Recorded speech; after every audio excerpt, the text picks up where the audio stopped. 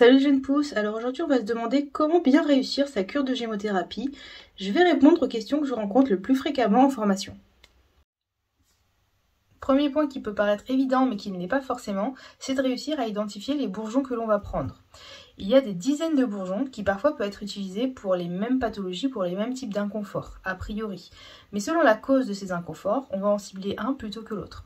Par exemple, une personne qui a des inconforts digestifs, si la raison de ces inconforts est due à un stress, on va recommander tel type de bourgeon. Si par contre cet inconfort est dû parce qu'il y a une hypochloridrie ou parce qu'il y a par exemple une paresse hépatique, on va recommander d'autres types de bourgeons.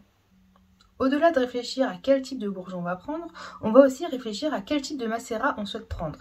Est-ce qu'on souhaite travailler avec un macérat dilué ou avec un macérat concentré? Alors traditionnellement dans les magasins bio, dans les pharmacies, etc., à l'heure actuelle on trouve surtout des macérats concentrés, c'est la forme qui est la plus courante, mais il est possible de travailler avec des macérats dilués. Généralement, les macérats concentrés permettent de travailler sur le corps, sur le physique, là où les macérats dilués vont travailler sur des plans plus subtils, sur du psycho-émotionnel, sur de l'énergétique par exemple. Alors, rassurez-vous, le travail peut être fait avec l'un ou l'autre, c'est juste la posologie qui va varier. D'ailleurs, en parlant de posologie, là aussi il y a une réflexion à avoir. Traditionnellement, sur les flacons, dans les livres, on trouve 5 à 15 gouttes par jour à fractionner en 3 prises. Mais il est possible, dans certains cas, d'en prendre moins, par exemple si on travaille sur des plans plus subtils, ou alors même d'en prendre plus si par exemple on est dans un cas aigu. Effectivement, si vous avez la volonté de lutter contre un rhume, vous avez la possibilité de prendre 10 gouttes 3 fois par jour. Alors la question qui revient souvent, c'est est-ce que je prends 5 à 15 gouttes au total? Donc c'est-à-dire si je souhaite prendre 3 bourgeons différents, je prends 5 gouttes de chaque par exemple, ou est-ce que je prends 5 à 15 gouttes de chaque flacon? Alors la réponse c'est la deuxième, je prends 5 à 15 gouttes de chaque flacon. Chaque flacon va avoir un bourgeon dedans, ce qu'on appelle un unitaire, qui va avoir une action différente. Maintenant, on essaye de ne pas dépasser 3 unitaires, ce qu'on appelle. C'est-à-dire par exemple, je vais prendre, si j'ai des problèmes articulaires, cassis, vigne, pin, ça fait donc nos 3 unitaires, et on va prendre 5 à 15 gouttes de chacun de ces flacons-là.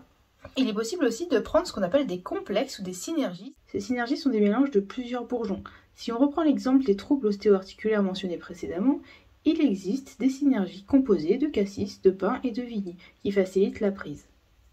On recommande l'utilisation de 2 synergies maximum par jour. Pour que la différence soit plus claire pour vous, je vais vous faire un petit schéma. Les unitaires sont donc des flacons qui sont composés d'un seul bourgeon. Les synergies ou les complexes sont des flacons composés de plusieurs bourgeons. Je répète, pour les unitaires, on recommande 3 maximum par jour et pour les synergies, 2 maximum par jour.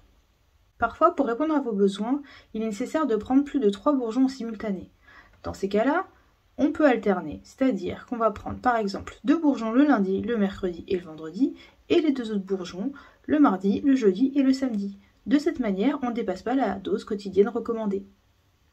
Quelle est la meilleure voie d'administration? Ça va dépendre de vous. Certaines personnes sont ok pour prendre directement sous la langue, c'est un petit peu fort, sinon on le dilue dans un fond de verre d'eau. Maintenant, ce qui est surtout important, c'est de le prendre en dehors des repas, 15 à 20 minutes avant le repas, c'est l'idéal. Renseignez-vous sur certains bourgeons que vous souhaitez prendre, car même s'ils sont rares, certains sont à éviter le soir, car ils peuvent retarder l'endormissement. Combien de temps je dois prendre mes bourgeons? Alors ça aussi c'est une question qui revient souvent et je vais vous répondre encore une fois, on individualise, ça va dépendre. C'est vrai que classiquement on va retrouver une cure de 3 semaines avec une fenêtre thérapeutique d'1 semaine qu'on peut renouveler. Si on travaille sur un terrain, effectivement ça peut être intéressant de rentrer dans ce système de cure. Maintenant, si on a besoin d'un coup de fouet ou si on a besoin de l'action d'un bourgeon de manière ponctuelle, c'est aussi possible. Donc ne vous en privez pas, les bourgeons peuvent avoir une action rapide et peuvent être très intéressants dans l'aigu. Pour que la cure soit réussie, il est aussi important de choisir des produits de qualité. Donc renseignez-vous, soyez consommateurs, prenez des produits qui soient bio, qui soient locaux, où il y a une traçabilité, une éthique qui vous correspond, où vous avez la possibilité de voir que la mise en macération après la cueillette se fait rapidement, les solvants sont bio également. C'est vraiment important d'avoir des produits de qualité pour vous apporter le meilleur de la gémothérapie. Et enfin, dernier point, soyez reconnaissant de ce que la nature vous offre, de ce que ce génie du végétal peut vous apporter, et prenez votre macérat en pleine conscience, vous verrez, ça changera tout. Soyez pro ou particulier, si vous souhaitez vous former sur le sujet et en savoir davantage sur la gémothérapie, n'hésitez pas à consulter mon site internet pour connaître les prochains rendez-vous. La prochaine session de formation à distance se fera sur 2 rendez-vous.